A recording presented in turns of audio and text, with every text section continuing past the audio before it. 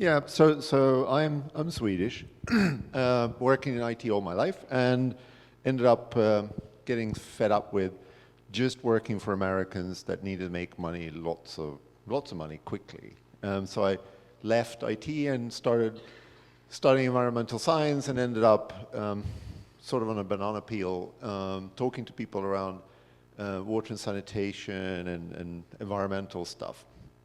And we ended up creating this thing called Akvo, where we help international organizations essentially collect data, put the data online, visualize it, and report on it, and use it in sensible ways. It turned out that you look at international development, the kind of things that people generally think of as development aid, produced, they can take something like $130 billion a year, sent to countries to be spent to do good things, and they have no metrics, they have shit data, and they have no idea whether it works or not.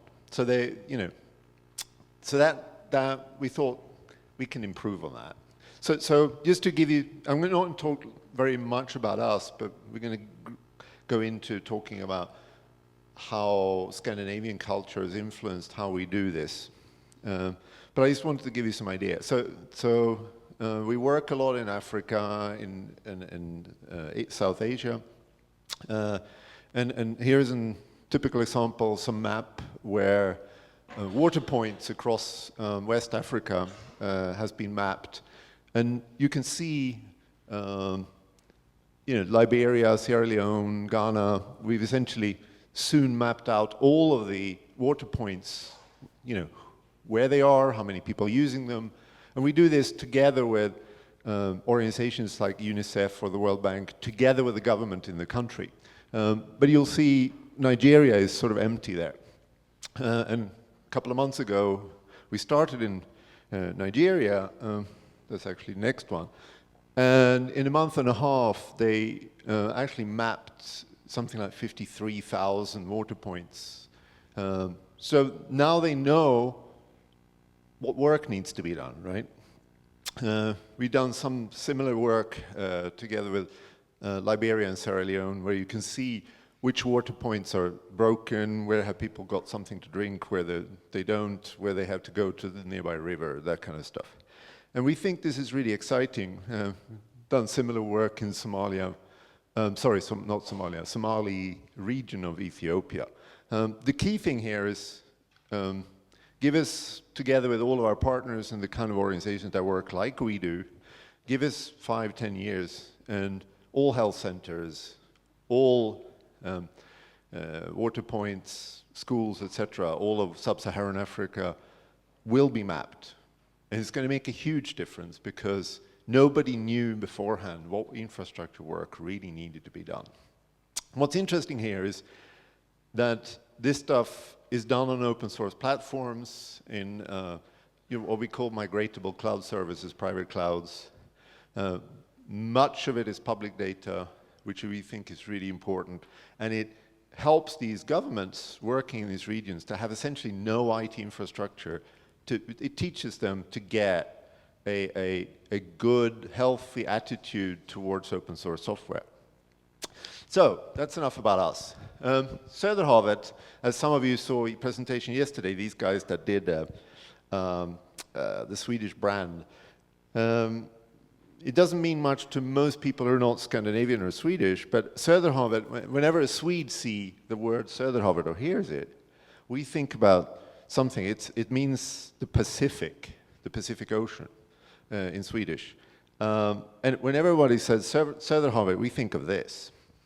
Pippi Longstocking, or Pippi Långstrump as she's called in Swedish, because her father supposedly was a pirate in the Pacific. So we think always of her and the house that she lived in. Whenever people say Söderhavet, I just thought that was funny. Anyway, so Mark. So I'm the communications director, and I think one of the things that's been really interesting about Akvo for me, because I worked for American companies mainly for about 15 years with Americans and worked with Americans. But Akvo, we were two of the co-founders. There are some others as well.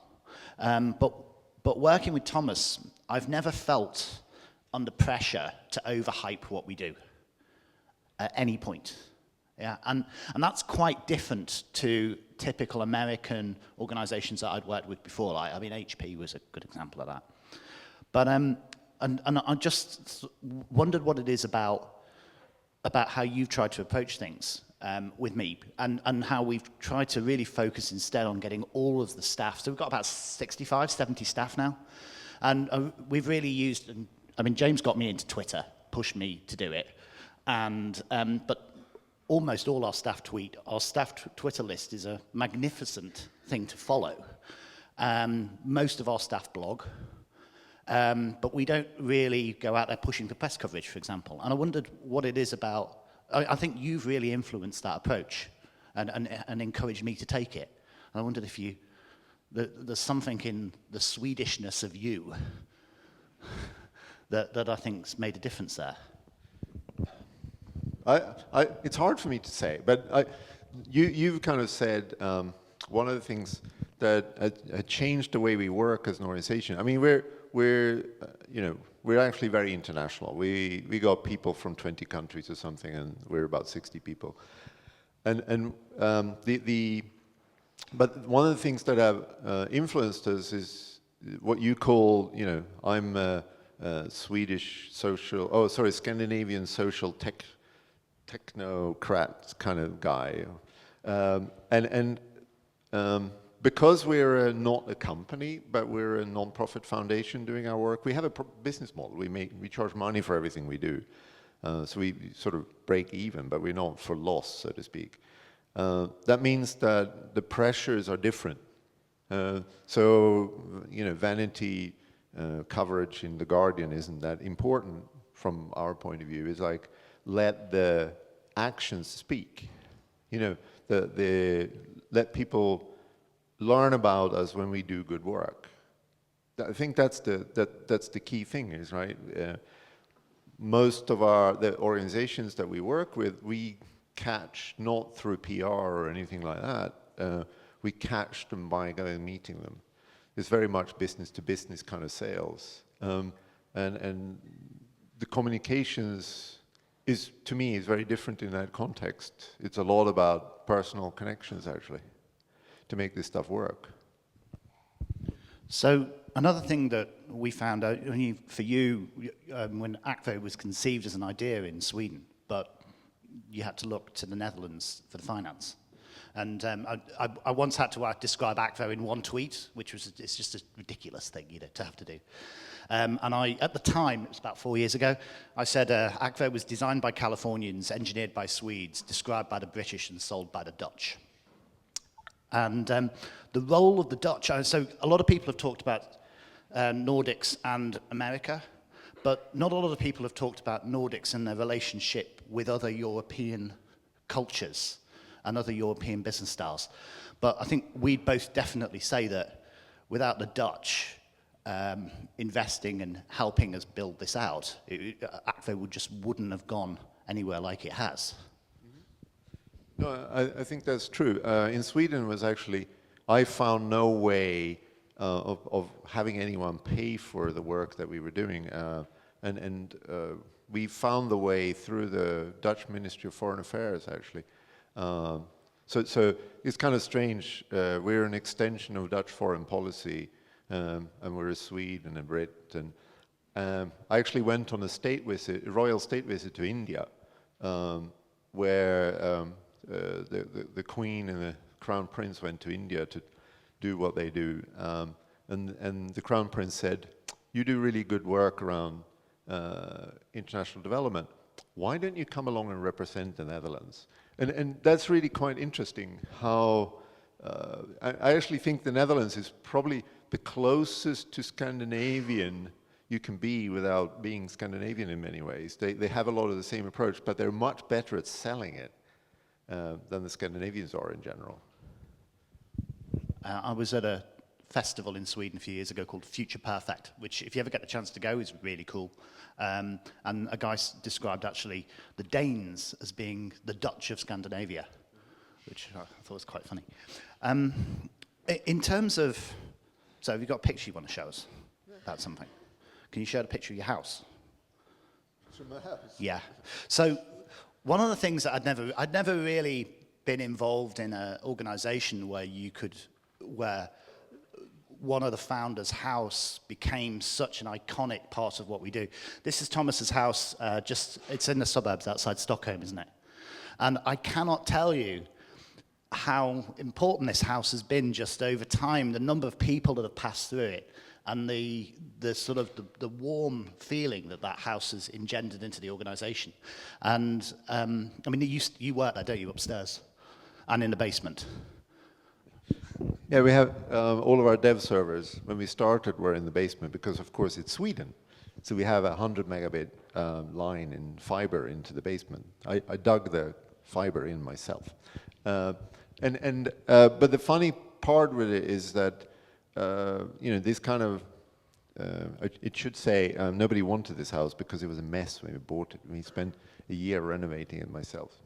But the interesting thing with working as a Scandinavian in American culture and British culture, I've lived in the UK for 15 years, in London actually, is that I think we've managed to take the best part of sales, marketing out of the Anglo-Saxon culture, and we married it with the techno-utopia socialist kind of thing with open source software that as you acknowledged today, is about partially what we've been talking about here today. And what I find interesting is that everything that has been said for the last 2 days about how things work, the Scandinavian influence, the Nordic influence, because I think it's quite clear what our Finnish friends are saying, that there's quite a big difference between the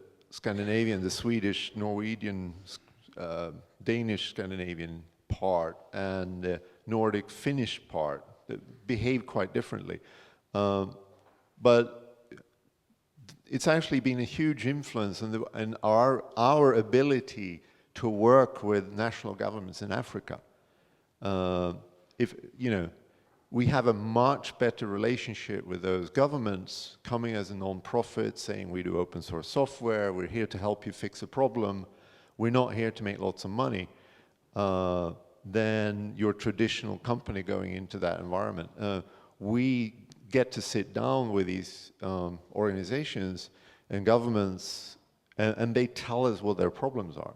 They have a frank discussion with us, and we kind of go, okay, what can we do using our tools to help you fix this?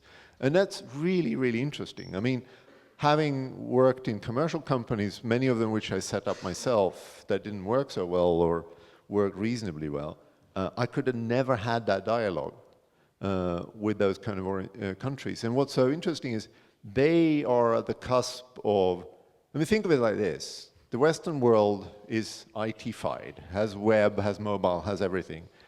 There are about 5 billion people that are part of government or countries where the government infrastructure in IT is virtually zero at this point.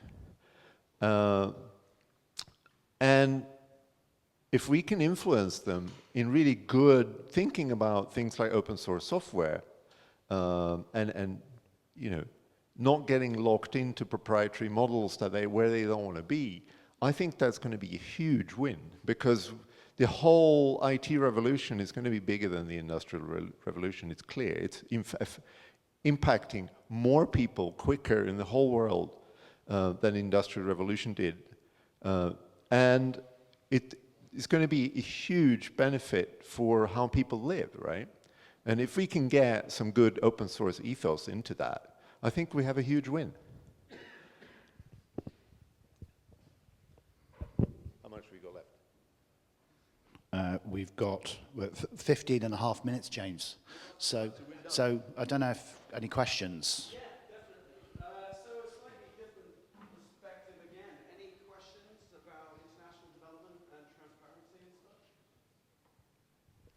Oh, go on, somebody.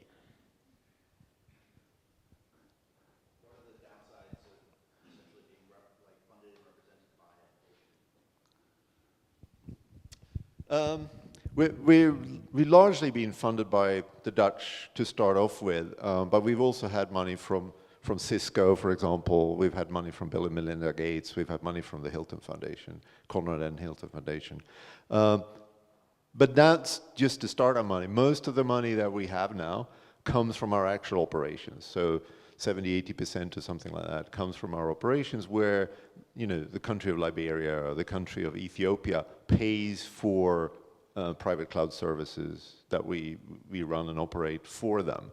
And because they're open source, because there's, you know, open data, open transport protocols, whatever, the day they say, we don't want you to run anymore, they're free to take the software, free to take the data, move it where they need it to be, because we're striving very hard to make it migratable, right?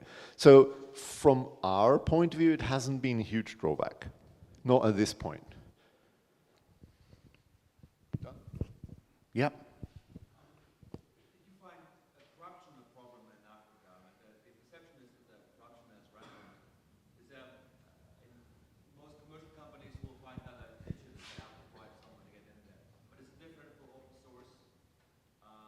For your approach, the best said that we do the contract, you have to pay us or something like that? Corruption is a problem. There's no question about it. We don't do corruption, obviously. And there are definitely situations where we walk in, we see that we're not going to be able to make any progress because we can't grease palms, right? And then we leave again. We've seen that it happens a lot, and in certain countries, we run into it in India, in West Africa, but most of our work is not impacted by it, but it does happen, definitely. Yep.